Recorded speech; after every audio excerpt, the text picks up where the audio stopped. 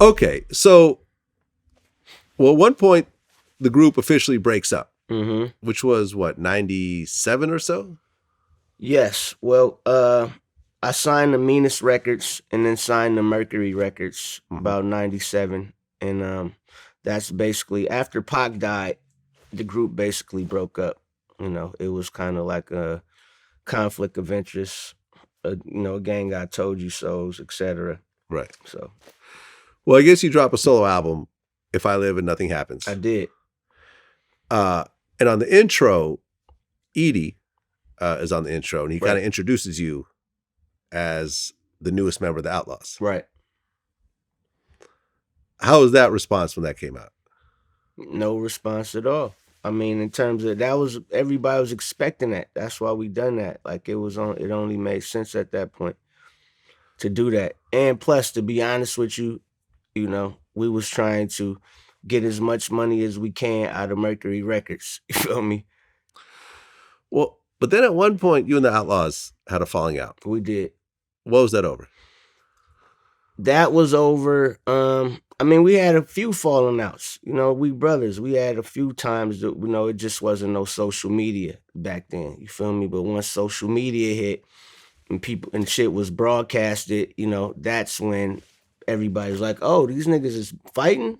But people don't have they don't get along all the time. Always have disagreements. It just wasn't no MySpace and none of that shit back then. Okay. I guess you and Napoleon had a situation? Yep, at a Yukmouth video shoot. What happened? Well, the Outlawz were supposed to sign to Rap a Lot. Okay, yeah, I heard of that. I guess when they went out there, some things were said that I said that I didn't say. So it was a disagreement there. And the disagreement spilled back into Los Angeles when the Yukmouth video shoot, because they had just got back from Houston. And a few of my guys went up there with myself. And, we went in the room, me and Napoleon, we talked and, had a little scuffle in the room, but the door was closed. Man, shit, you feel me? Yeah, I mean, Napoleon was pretty hard-headed back then. Like, this is not the Napoleon of today that's Muslim and living in Saudi Arabia. Brother. That's my brother. So y'all, fast forward, yeah, that's my brother. Right, and you're actually Muslim yourself as well now.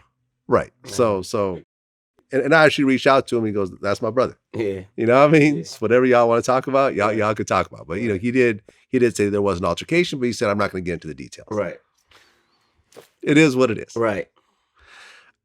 Well, I'd heard also that you actually apologized to E.D.I at one point, privately. Well, yeah, and publicly, you know what I mean? Because there was a lot of things that I said at that time that was caused by just a lack of having too much or too little, you know what I'm saying? And, shit just spills over. So sometimes you got to man up and apologize, especially when you're trying to, right your wrong. Right. And E.D.I is my actual friend. Like, this is someone who I really fuck with. Right. Like, we talk every week. Right. And we had a conversation about this. And, he told me that there was a private apology, but there was no public apology. So the fact that you're saying publicly, I think, goes a long way in terms of maybe he might not have heard it. Well, but he'll hear it now. Yeah, well, nigga, I'm sorry. There you go. There you go. No, he know what it is, man. That's my bro. You feel me? But it's been a few podcasts and shit to where it's been brought up to where, you know what I mean? I don't never be trying to overstep what actually really happened. So I'm pretty sure that that's been spoke about. But there you go, my guy.